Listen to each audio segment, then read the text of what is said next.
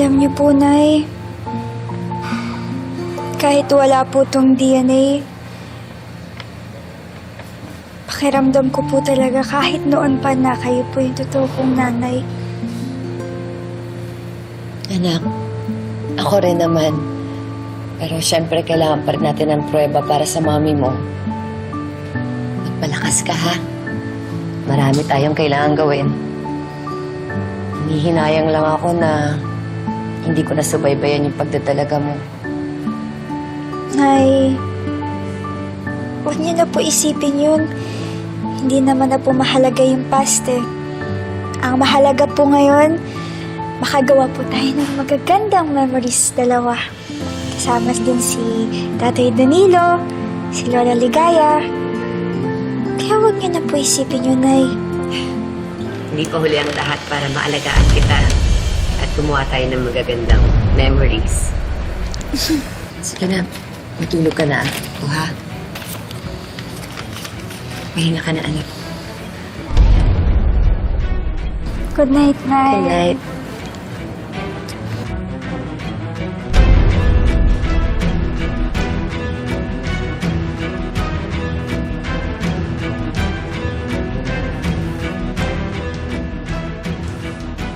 Sabi na nga ba nandito ka eh?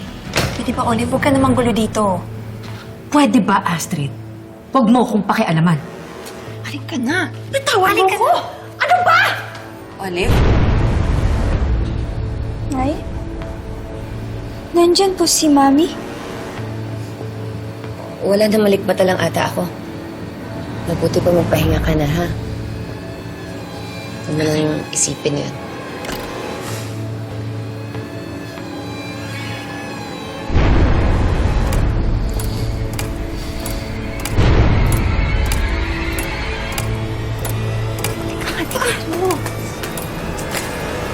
Ano ba? Hindi mo na ako dapat pinigilan. Wala namang mangyayari kahit sugulin mo sina Emma eh. Kapag na-videohan ka ulit, ikaw to magiging internet sensation. Magiging kahiya-hiya ka lang. Did you see that, Astrid? Ang saya-saya ni na Emma at Mookie. Na parang hindi man lang ako naiisip ng anak ko. Olive, hayaan na natin sila. No. Hindi ako papayag.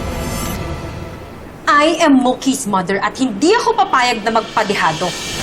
Meanwhile, itong si Emma na kidnapper, nagpapakasaya kasama si Mookie. Hindi ako papayag.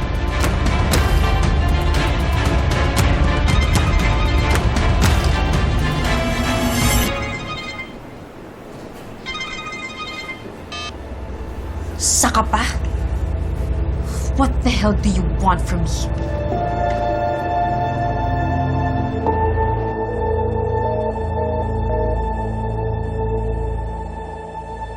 Ay, pasabog! Ay! Ito na! Mga kamarikon, si Emma! Si Emma ang lumabas na nanay ni Mookie sa DNA test result! Kawawang bata.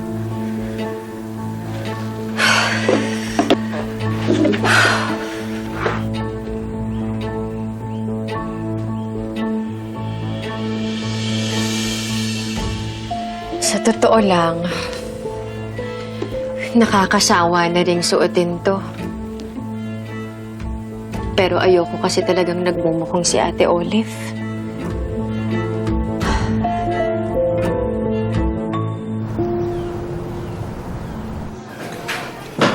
Nakausap ko si Judge. Malaking tulong daw ang DNA test result at testimonya ng mga testigo niyo laban kay Ms. Caparas para mapabilis ang kaso at masampahan agad siya ng warrant of arrest. Titistigo rin po ako sa mga pang-aabuso ni Ma'am Olive kay Mookie. At saka sir, baka din po makatulong yung mga impormasyong alam ko. Patong-patong na ang kaso niya. Sir, hindi po ako mapalagay kasi parang nakita ko po si Olive na sumilip dun sa kwarto ni Mookie. Kilala ko yung babaeng yun. Sigurado akong gagawa siya ng paraan para makuha niya sa amin si Mookie. Gagawa po kami ng paraan para mahuli si Ms. Caparas. Lalo na matibay ang ebidensya niyo at mga testigo niyo.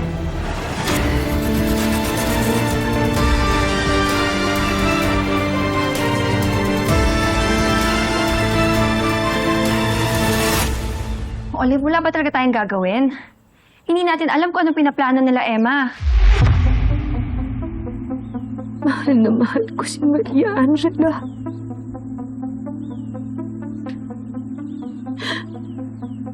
Ayokong mahal pa sa akin ang anak ko. Olive, stop with these delusions. Hindi si Maria Angela si Mookie. Isipin mo mabuti. Na-aksidente kayo ni Maria Angela and she didn't survive. Matagal nang patay si Maria Angela.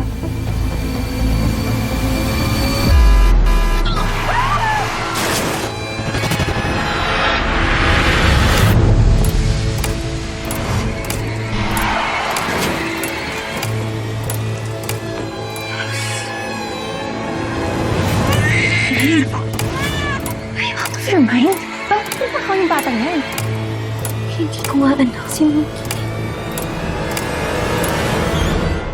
Hindi nga siya si Maria Angela.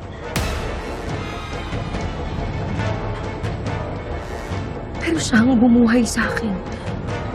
Nung nawala sa akin si Maria Angela. Itinuring ko siyang parang sa akin. Mahal na mahal ko siya, Astrid.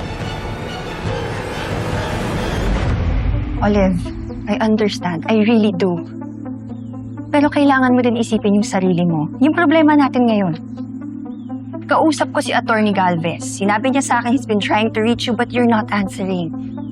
Kailangan natin planuhin yung depensa natin kapag kitasuhan tayo ni na Emma.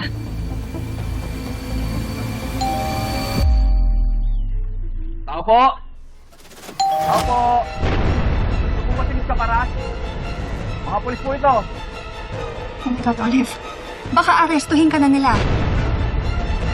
Sigurado ako si Emma ang nagpakana nito. Anong gagawin natin? Makukulong din ba ako? Arestuhin ba nila ako? Tumahimik ka nga! Hindi ako makapag-isip ng maayos.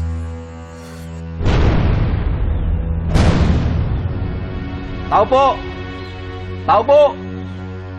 I don't wanna go to jail. Olive! Sinabi na huwag kang maingay!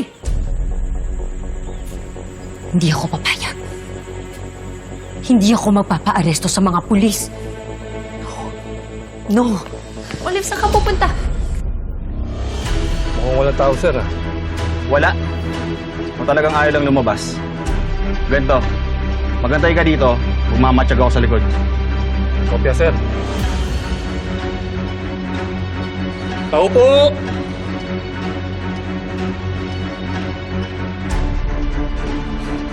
Hindi nila ako maiisahan. Doktor ako kaya mas matalino ako sa kanila.